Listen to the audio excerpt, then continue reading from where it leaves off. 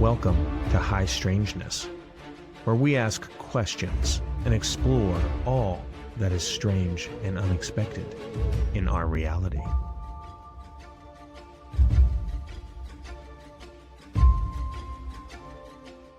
Religion and belief systems are a powerful part of the human experience. As we talk about the Jewish faith and their American history today, we have on the show Dr. Jonathan D. Sarna, who is a university professor of American Jewish history. Dr. Sarna has written, edited, or co-edited more than 30 books, including Lincoln and the Jews, A History, with Benjamin Chappell, and When General Grant Expelled the Jews. He is best known for the acclaimed American Judaism, A History. Winner of the Jewish Book Council's Jewish Book of the Year Award in 2004, it has been praised as being the single best description of American Judaism during its 350 years on American soil. So join us in the episode today and listen and learn about this interesting and lesser-known topic. Welcome to High Strangeness. I'm Tony, and this is the place where we talk of all things strange and unexpected in our reality. Today is not a strange episode, more an episode about unexpected, as we learn a little bit about a segment of our society here in the United States that are both a faith and a people. Now, as described in the episode introduction, we're lucky today to have, and I'm happy to have with us, Dr. Jonathan Sarna, who's here today with us to help us with this topic and help get a glimpse into his book and the information he has in there. And the book is called American Judaism, A History. So with that, I want to welcome you to the show, Jonathan. How are you doing? Okay, thank you for inviting me. So happy to have you on, and I'm looking forward to learning all that we can. How are you doing today? I'm doing fine. Usually I obscure the background, but now people will get a glimpse into a professor's messy study. Where all the thinking goes, right? Where all the things happen. Yeah. So you're joining us from the East Coast today, is that correct? That's correct, from cold Massachusetts. All right. And I actually think I saw somewhere that you were born in Philadelphia. Is that correct? That's right. Born in Philly, and I now have a daughter and son-in-law and 2 grandchildren there. Yeah. Wonderful. Did you guys get excited for the Philadelphia Eagles World Championship win? Yeah, we were glad to see it happen, yeah. I love that. I'm from that area originally, so I was so excited. Yeah. Okay, so let's get into it, Jonathan. You are of the Jewish faith and also a descent. Is that correct? Correct, yeah. Wonderful. How did you find your path to become a professor of American Jewish history? Well, I'm actually the first member of my family born in the United States. Was always interested in the country. The study of Judaism and of Jewish studies is deeply rooted in the Sarna family. My late father was a well-known Bible scholar, and as somebody wrote, I went into the only Jewish field that my father knew nothing about. It was wide open, but the truth is that exploring American Jewish history was in part trying to figure out how this community came into being and what distinguished it from other Jewish communities around the world. And when I went into the field more than 50 years ago, it was not much examined. That's great. I'm glad you did that, and I love hearing people's path, how they got to where they are. That's amazing. So as we jump into things, I know there will be people out there that are not as familiar with the Jewish faith and its peoples. So I'm going to start off with a couple very basic questions, and then we're going to then we'll jump into history and stuff like that. So very basic in a generalized way, how would you describe the belief system of the Jewish faith? Monotheistic and Jehovah is God. What else? Yeah, and there are commandments of that faith, um, originally based in the Bible, but as expounded by the rabbis. Traditionally, there are 613 commandments.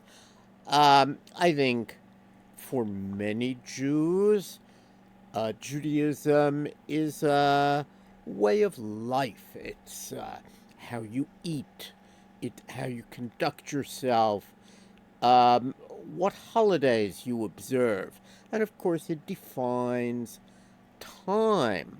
The Sabbath is the seventh day of the week, Saturday, and Jewish holidays run according to the Jewish calendar. That's why sometimes there are holidays in September, sometimes in October. But according to the Jewish calendar, it's always in the first month of the year. The Jewish calendar being a modified lunar calendar that's pegged to the sun. And as you said, very central in Judaism is the belief in one God.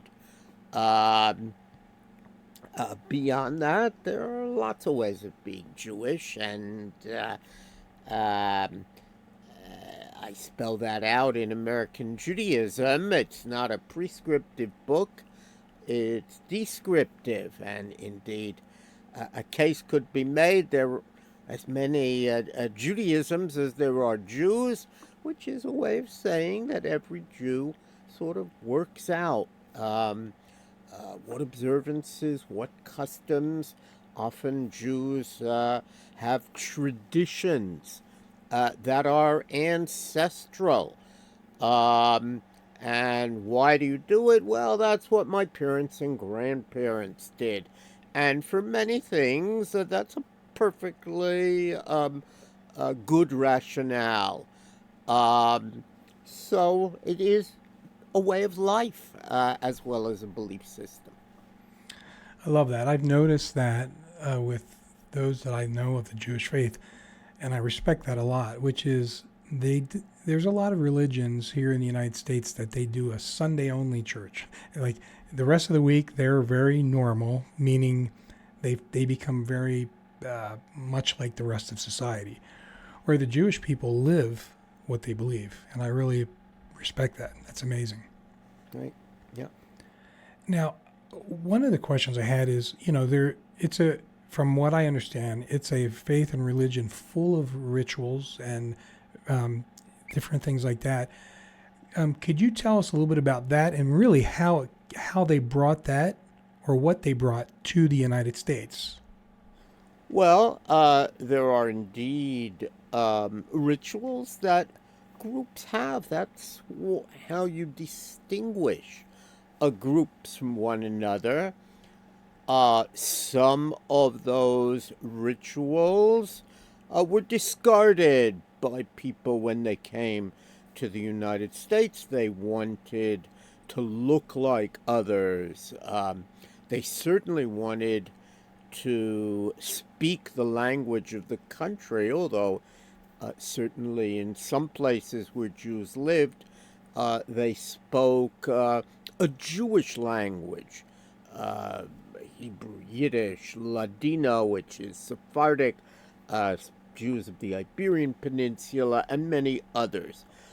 Other kinds of rituals, you are what you eat, and therefore, most famously, Jews don't eat pork products, but actually the laws of keeping kosher are much more complex. They entail separating meat from milk. They entail eating meat that has been slaughtered in a particular way, what's known as ritual slaughtering, and numerous other laws. Judaism also entails rather strict laws about the Sabbath and what it means to rest on the Sabbath, not to kindle fire on the Sabbath, and so forth. So that too will be a part of the ritual. And then there are spring and fall holidays. There's, of course, prayer. The Sabbath is the big day of prayer, but there are weekday prayers 3 times a day, according to the tradition. And that too is part of what Jews observe. Some observe more strictly, some observe less strictly. That's true in every faith. But it's a whole civilization and way of life that is quite all-encompassing, I would say, to people who are strictly Jewish. Thank you. And would you say, is there a strong or a large segment of Orthodox Jews here in the United States? Well, it's probably growing. Orthodox Jews are 10 to 20%. Young people tend to be more. The numbers are higher. And one tends to see them more. They are what people sometimes call visible Jews. They're wearing a head covering or following other clothing and ritual norms that make it easy to spot them. The majority of Jews don't do that. They are less visible. And that will distinguish. There are, of course, Jews who label themselves Reform Jews, conservative Jews. We've been talking more about Orthodox Jews, and there are other labels as well, parallel in some ways to how many adjectives Christians use in describing themselves. And it's probably no accident then in America, where there's so many ways of being a Christian, there became many, many ways of being a Jew. So those are some of the characteristics. I would say that what is different in Judaism from Christianity is that Jews are also a people. And that is important. They are set apart from non-Jews, and they may males will be circumcised, and issues of descent are certainly important to them. Perfect. So let's talk a little bit about the settlers that came here to the Americas. How and when did that start? Well, we usually date American Jewish history to 1654. And when a historian gives you that kind of date, you know something happened. Jews were actually expelled from what was the most important Jewish center in the New World, in Recife, Brazil. That was a Dutch colony. It was captured by the Portuguese. The Portuguese, when they captured it, required Jews as well as Protestants to leave, and Jews who knew what the Inquisition could do took the hint, and they went in various places. But some of those Jews went to the furthest reaches of the Dutch Empire in the New World and sailed into New Amsterdam. The traditional number is 23 Jews.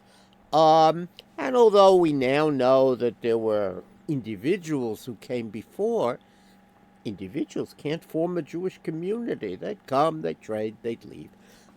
These 23 wanted to settle and remain and trade, and they had to fight a little bit with the Dutch governor, Peter Stuyvesant, and he had to write back to Holland to get instructions, but eventually they are allowed to remain, and that's the beginning of the Jewish community. And that means the Jews have been here in the lands, now the United States, for more than 360 years, which a lot of people don't realize. Jews are well rooted in the United States of America.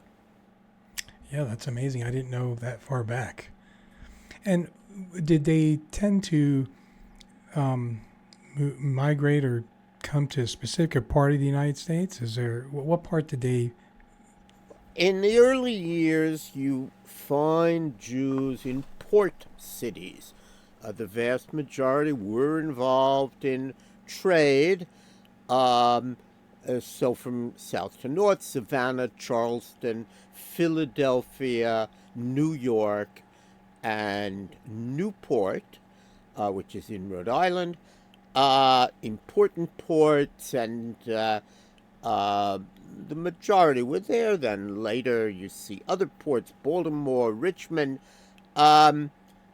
It's only in the 19th century, really, that we see Jews moving west. Of course, that's when America generally moves west.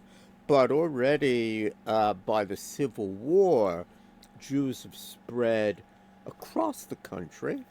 And I would say that it's in the 19th century that we see a very small community, maybe a tenth of 1% of Americans at the time of the Revolution, but then with significant immigration from Central Europe, by 1850 there were 50,000 Jews.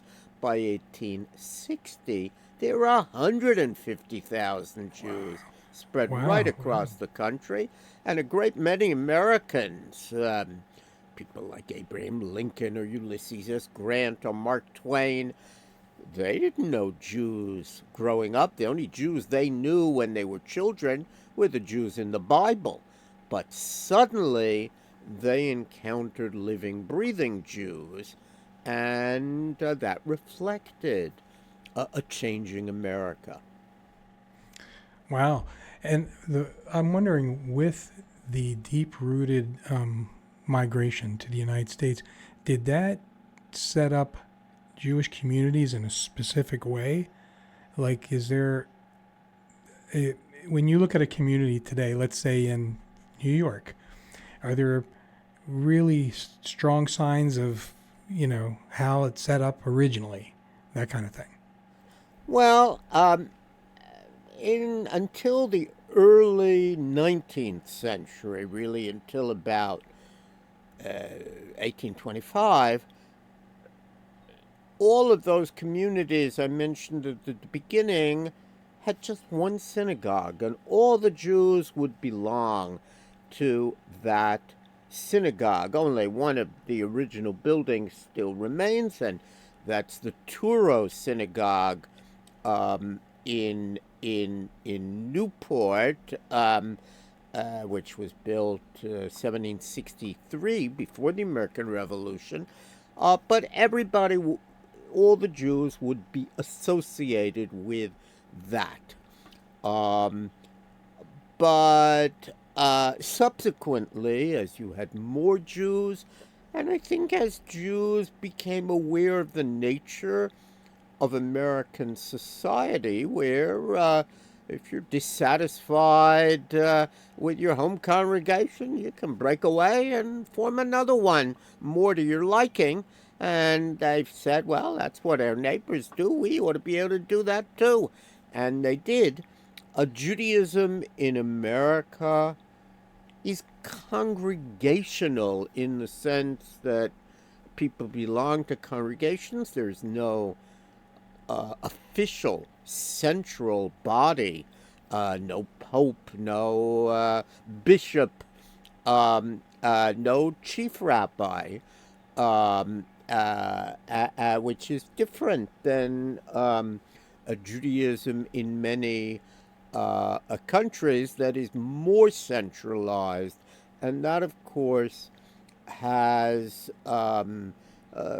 helped to promote a sense that, well, every synagogue has its own kind of way of being Jewish, and to some extent, that's true. You go there and say, well, this is our custom.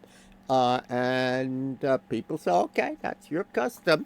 I don't I think that affects central features. Everybody observes the Jewish New Year on the same day, but there are differences from congregation to congregation. Interesting. So, we've talked about how deep-rooted in history the Jewish communities are, because they've been here for so long. What are what sort of impact has the Jewish people had on key moments and historical milestones in America over that time period?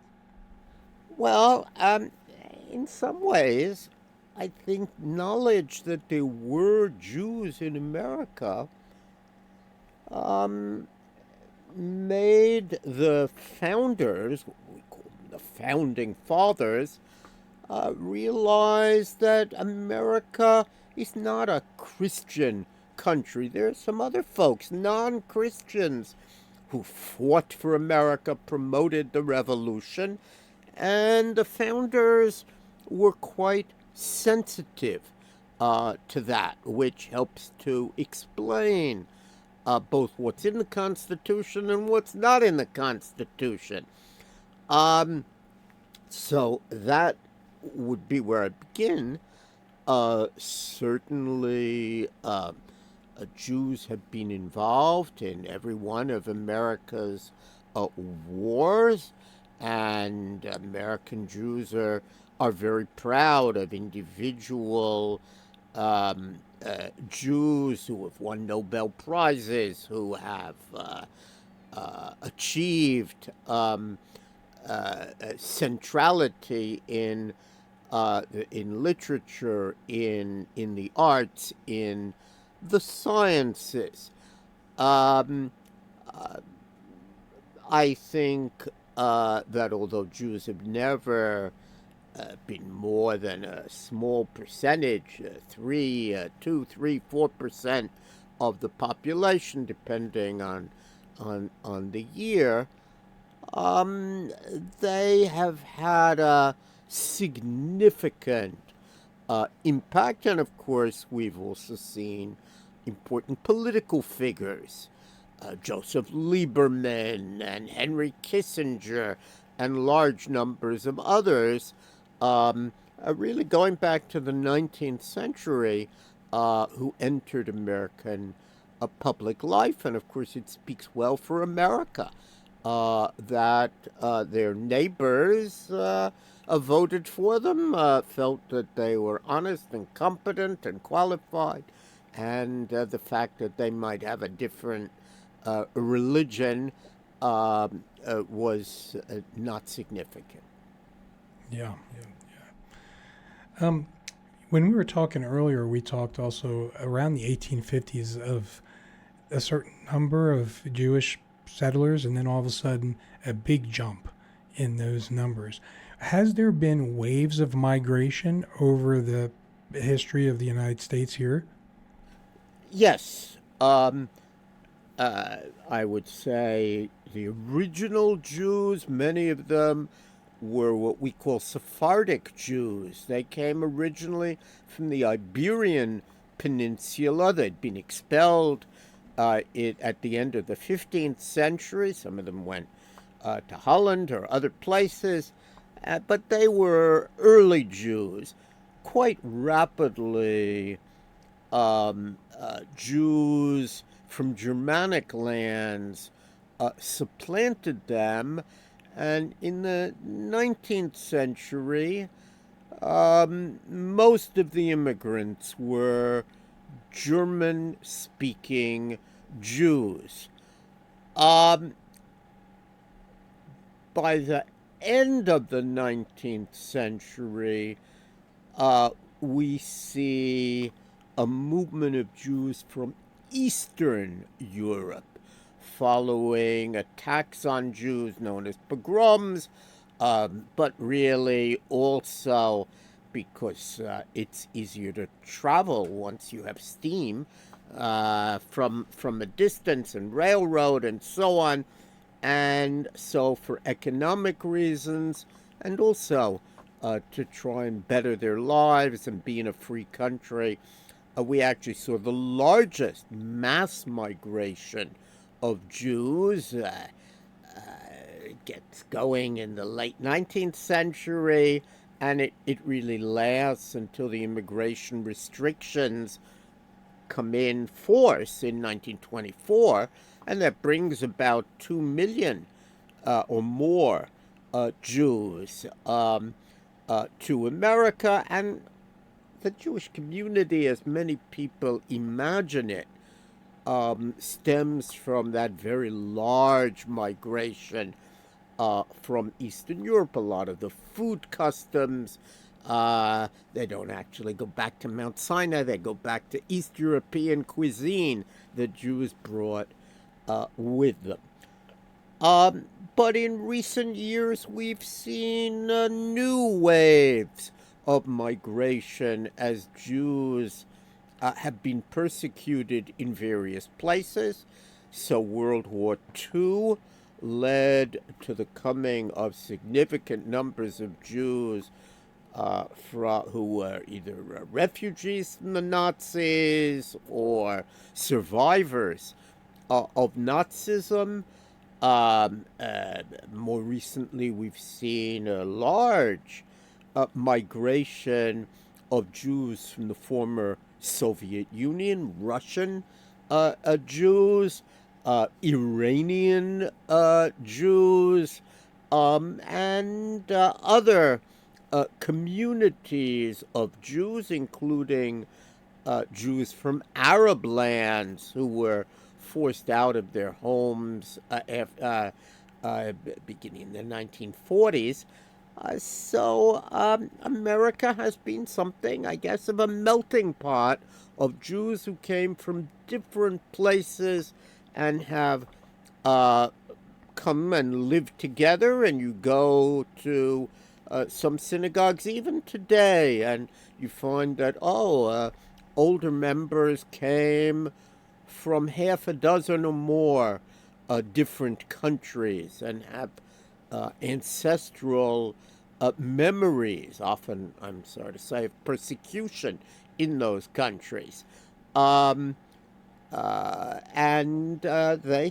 these folks come to America and have enriched American Judaism, but also may have practices and customs from their home countries. We had someone in our community who used to celebrate Passover the way he had grown up celebrating it in Morocco, which was very different in some ways from Passover traditions that East European Jews, that is, Jews of East European ancestry, knew in their homes, and each side finds that interesting. All of those practices are legitimate.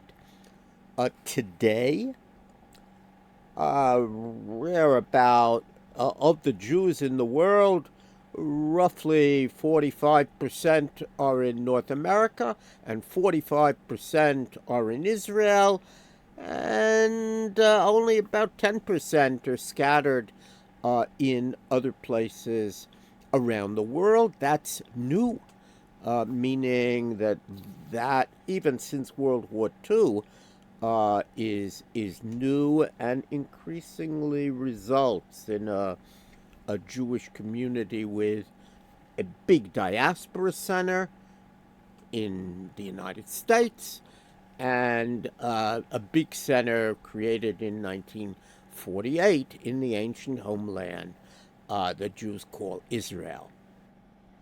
Amazing. Yeah. Well, and you were mentioning that the persecution and that sort of thing drove some of the migration. So my next question is about one of the, I think, sadder or more darker times here in the United States, which was when there was a lot of anti-Semitism. So what impact did the rise of that in the early 20th century have on Jewish communities here in the United States? I think you had anti-Semitism as long as you had Jews in America. Even Peter Stuyvesant back in 1654 had very nasty things to say about the Jews, which is why he wanted to expel them. But you're perfectly right that anti-Semitism grew in the 20th century as the Jewish community itself grew, and we particularly saw anti-Semitism during the interwar years, which witnessed a good deal of hatred. Those are the years of the Second Ku Klux Klan and considerable anti-Catholicism and other forms of hatred. I think Jews were deeply disappointed, especially those who had come to America because it was different. I think it was very difficult for Jews who felt that they couldn't enter certain professions, couldn't be accepted in certain universities, couldn't even vacation in certain resorts because there were restrictions against Jews.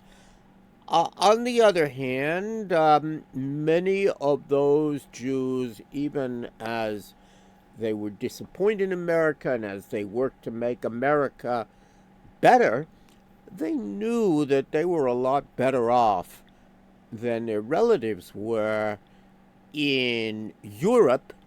And however bad it was in the United States, they knew that others had it worse. There were those who said, we're going to make our own country. And they went off and established eventually the state of Israel and worked the land and so on. But there was a comparatively small number. I think, generally speaking, Jews tried to make their way in the 20s and 30s. If one university didn't accept them, they might go somewhere else. And when America opened up after World War II, people said, we don't want to be like those countries we've just defeated. Look where hatred can lead us. As Americans learned more and more about Nazism, when America opened up, Jews were well prepared. And the story of Jewish life in the 50s, the 60s, the 70s really was how Jews entered spheres never open to Jews before. We saw corporate presidents, university presidents, other positions of great significance. And it's really only been in the 21st century that Jews have again become deeply concerned about anti-Semitism. a reminder that throughout Jewish history and even today, anti-Semitism and hatred has been somewhat cyclical, and that has certainly shown itself to be true in our time. Yeah, yeah. I mean, I think it's very interesting that you described it as cyclical. So, are we seeing a rise these days in that sort of behavior again? Yeah, there's no question. Almost all Jews on university campuses, something like 80%, say they've experienced being called out for being Jewish, and the more visible one is as a Jew, the more likely one is to have experienced that. But there is also forms of discrimination. We won't publish you, you're a Jew. You can't speak from this platform. You're a Zionist, which is often just a code for Jews. And things that I think many Jews did not expect to see, certainly young Jews who had thought that anti-Semitism was just a historical subject, something that an old guy like me studied and knew about. And, they would read, oh, well, there was anti-Catholicism and anti-Mormonism and anti-Semitism.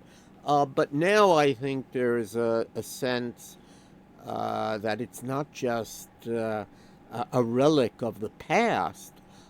It is very much present. That being said, it is still the case that Jews have found great success in America, and I think many Jews feel very grateful for what they have been able to achieve and accomplish in America, that freedom has unleashed their potential in a way that certainly was not true in Eastern Europe and in other places where Jews lived. Yeah, yeah. It's sad to see any of that behavior still. I just sometimes I can't believe we're still going through this. It's crazy. Your book, The American Judaism, A History. Let's dive into a little bit of the book as well. So I know you have 6, 7 chapter-ish or sections in there. Lots of interesting information there. Maybe we can dive into a couple or 3 a little bit and just share that with some people. One of the things I thought of when I looked through your book is the revolution in American Judaism. In that section, what could somebody expect to learn about? So what has interested me is how influenced by America Jews accommodated themselves to the American pattern. America prized, privileged freedom. And that was not a value necessarily that someone living in Central or Eastern Europe put high on their list. But in America, we do see freedom being significant. Sometimes rabbis were unhappy at that. It's a free country. I can eat non-kosher food. Well, indeed it was. They couldn't do anything about it. And what that meant is that, and there are parallels in the churches as well, you stop disciplining people and you realize you have to transform Judaism into something that they want to be a part of. And we definitely see that. We see competing congregations. Somebody dissatisfied with one synagogue has choices. and people didn't just observe because if they didn't, they'd be punished or ostracized. They observed because they wanted to. Um, and that freedom and that diversity very much, I think, reflected what had happened in America in the Revolution, and you actually see some of the same terms, freedom and so forth, used by Jews in justifying their actions and activities. And that's really how Judaism became an American religion. And why, when you go to other countries, you say, Judaism is different in this country than it is in the United States. It's that revolution, really, in the decades following the American Revolution, that really made that happen, and where we begin to see a new pattern of competing congregations and of freedom and of choice enter American Judaism. I didn't realize that there was variety like that. That's very interesting. In your opinion, do you see that as a good transition in the faith, or is this does it hurt it? You know, good things and bad aspects of it. I think, from the perspective, say, of rabbis, sometimes it's bad. You should observe it because that's what the rule is. That's what God said.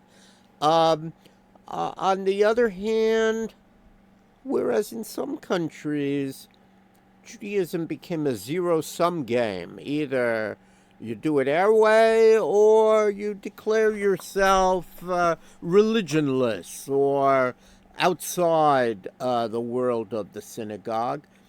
In America, there are dozens and dozens of ways of being Jewish. Someone unhappy or dissatisfied with one congregation, especially in a big city, knows there are almost infinite varieties to choose from. And of course, in our day, since COVID, that's even grown as people join congregations which they tune in by Zoom. And there certainly are today many Jews who every Saturday will tune in to a great rabbi, often with music that they appreciate, that they don't travel to on a regular basis, but they consider themselves distant members of that congregation, and will be part of it that way. Orthodox Jews don't do that because they don't use electricity on the Sabbath, and therefore they want their technology to rest one day a week. But non-Orthodox Jews, we're seeing ever more choices. And people, once upon a time, meaning in my lifetime, well, people would move to someplace warm when they retired, and they'd bid their old community farewell. And now there is a sense, I can still be part of this community. I'll be virtual part of the year. Maybe I'll come in person a few times as well. That's interesting. Really interesting. It is. Wow. So I wonder, in section 4 or chapter 4 of your book, Two Worlds of American Judaism, is is this part of what the two worlds are? Is this what you're talking about?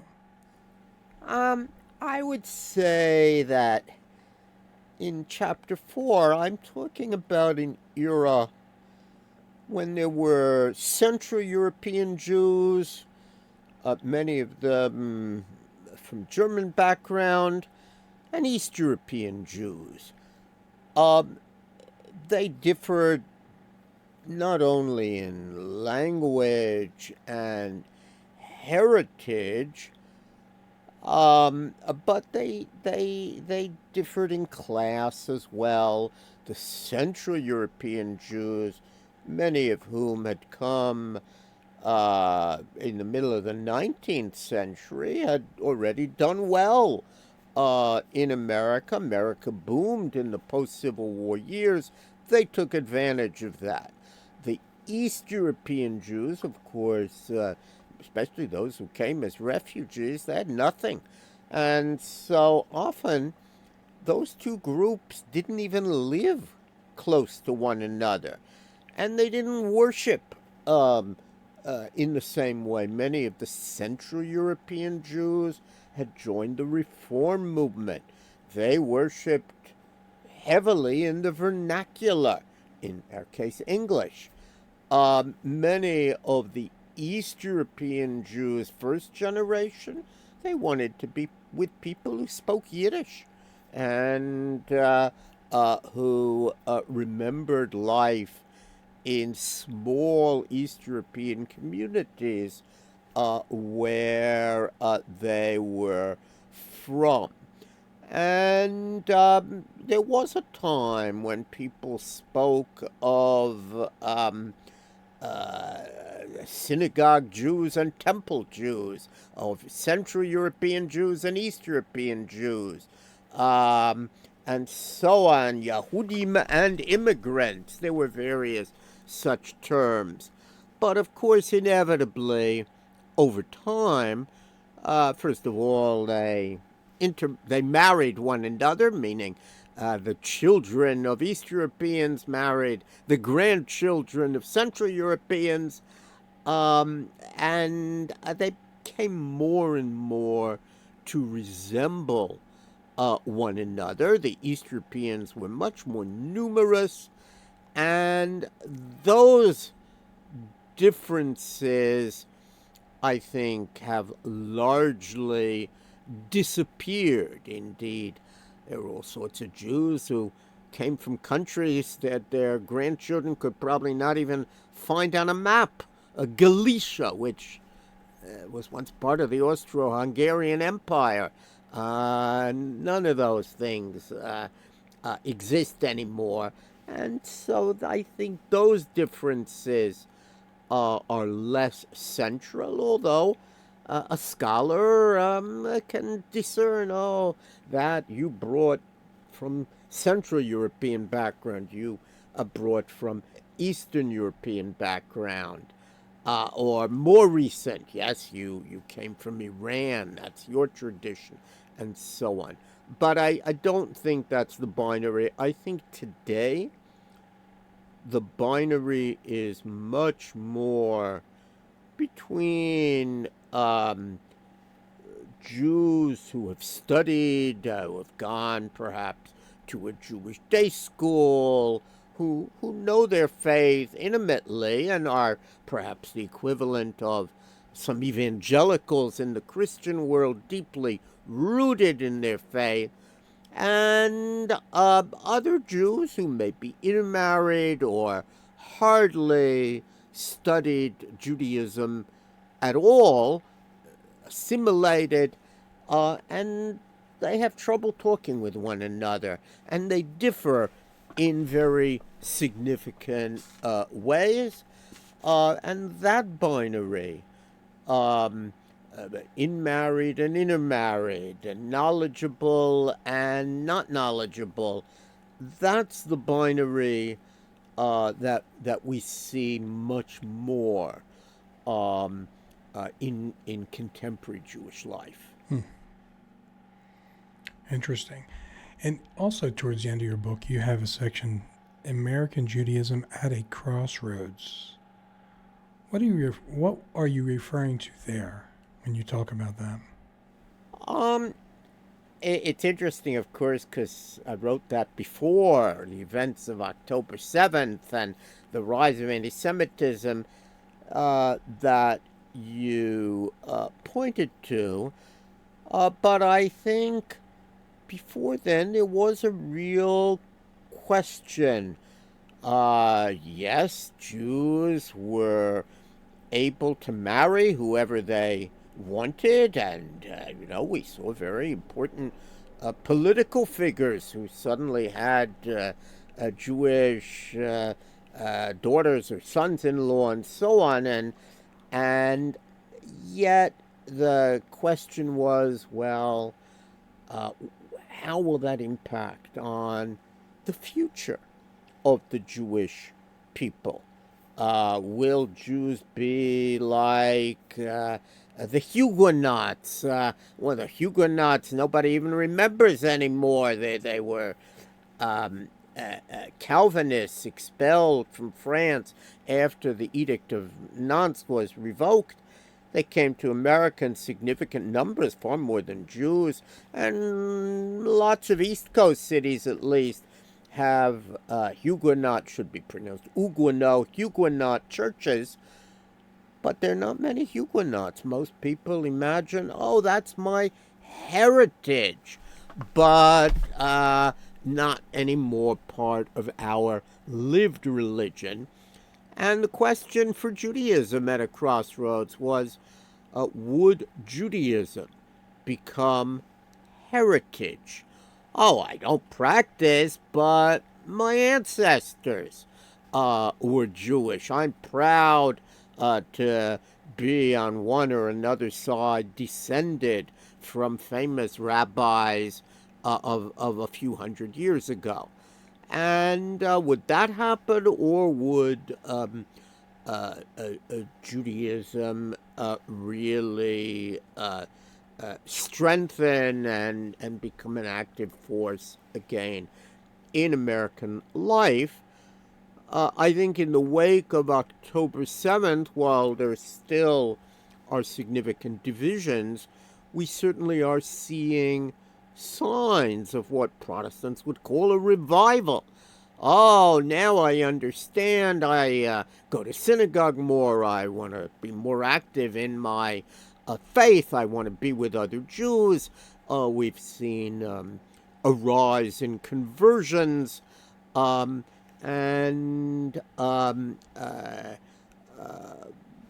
still, every Jew has to decide where they want to situate themselves on that continuum, and that's why I say at a crossroads. And in a free country, you decide. So the state isn't going to make that decision. But it is interesting for me that my book talks about previous moments when Judaism experienced revival, when young people said, we need to build new institutions to keep Judaism going, but also where we saw young people who perhaps had been deeply assimilated now returning. And lo and behold, that's what we're living through now. Where it will go, how long it will last, I'm not in the prophecy business, but it is certainly, I think, as the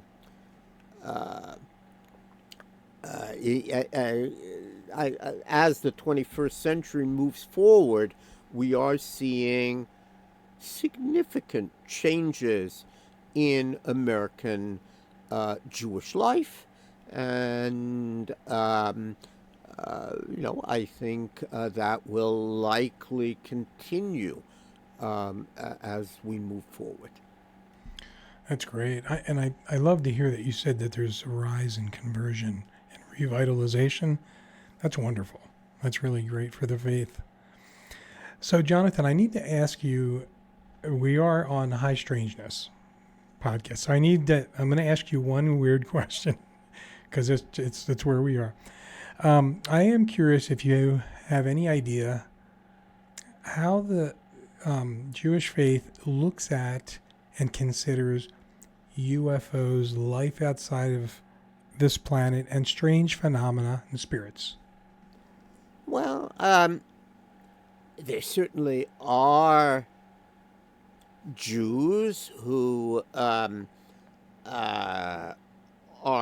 interested in those phenomena, and there are Jews who spend a lot of time in cemeteries and imagine that there are spirits that they can interact with. There are other Jews who certainly would reject those ideas. I actually published a book about a woman she wrote under her pen name named Cora Wilburn. Her real name was Henrietta Puffermacher, who was a very significant figure in early pre-Civil War spiritualism as it began to take root, and I think she deeply believed that there were spiritual forces, and later integrated that into her Judaism. And I would say that we have seen something of a spiritual revival characterized with music and dance and women's practices.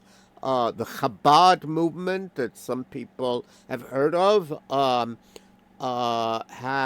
is a deeply spiritual movement at root.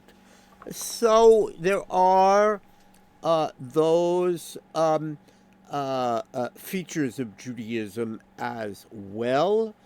I've known people who are deeply involved in spiritual healing. Again,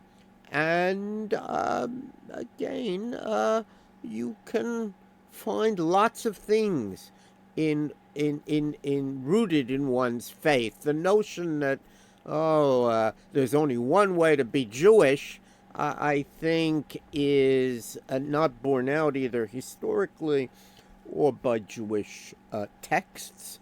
And look, there are some pretty weird things that happened in the Bible. So remember that burning bush and others. So I think it's easy to understand why there are echoes of that even today in Jewish life, even though there are also Jews who are very proud of the fact that theirs is a rational faith, and they reject anything that to their mind doesn't square with contemporary science. And, they can all be part of a Jewish community together. Yeah. I love that. As we get towards the end of our hour here, Jonathan, is there anything I just clearly missed about our book? Is there anything you want to share that you're thinking, oh, we really should have covered this? Well, I wrote a book of about more than 400 pages, so there are a lot of things I think that we didn't cover. I would want to underscore how the creation of the State of Israel, after 2,000 years when Jews were solely a diaspora people, how important that was. And not only did it mean that Jews, some of whom knew, oh, our ancestors, they died because no one would take them in. They had nowhere to go. They were refugees, and all the doors were closed. And now those folks know there is a country where if you're Jewish, that's where you can go. You have a homeland, and home means that the door is open to you. And I think American Jews, who played a very large role in the establishment of the State of Israel and have contributed really billions with a B to the State of Israel, I feel a sense of pride. They say as if the Holocaust is the worst tragedy that Jews experienced. The State of Israel is certainly the greatest accomplishment of the Jewish people in the same century, and one cannot underestimate how important the State of Israel is to most Jews, and well over 80% of Jews. And I think recent events like October 7th reminded Jews how much they were tied in with the State of Israel, and how attacks on Jews in the south of Israel, they, living somewhere quite far from there, felt the pain. And that's a very important part of the contemporary Jewish experience, I think. Yeah, absolutely. Thank you for sharing that. And of course, prayers and thoughts go to those people from that area, because that's really a terrible situation that has happened. Yeah. So, yeah, thank you. Yeah. Jonathan, this has been great. I really appreciate you taking some time and helping our audience understand a little more about the Jewish faith, the peoples, and how they've settled here and how they're an integral part of the United States. Well, thank you for inviting me. Yeah. It's been wonderful. So, everybody out there, American Judaism, a history, a great book, lots of information to learn, and like Jonathan was saying, 400 plus pages of good information to check out if you want to know more about it. Jonathan, are you working on any other projects these days? Yeah, I'm actually writing a book on Mark Twain, the Jews, and the battle against anti-Semitism in the late 19th century. Has a lot of relevance for our day, and it serves as a reminder that some of those great figures, Lincoln, Grant, Mark Twain, they knew Jews. They were thinking about how the place of Jews in America, and they were working in different ways to combat hatred and to promote the integration of Jews into the United States. Nice. So, Twain and the Jews, give it a year or two, and you'll be able to read it, I hope. Yeah. That's wonderful. If people want to pick up this current book or look at any of your other work, what's the best way to see that? Well, all my books are on Amazon, and that often is today the easiest. American Judaism is available from Yale University Press and is on their website. And the volume is easily available at many libraries, and it's even at the White House.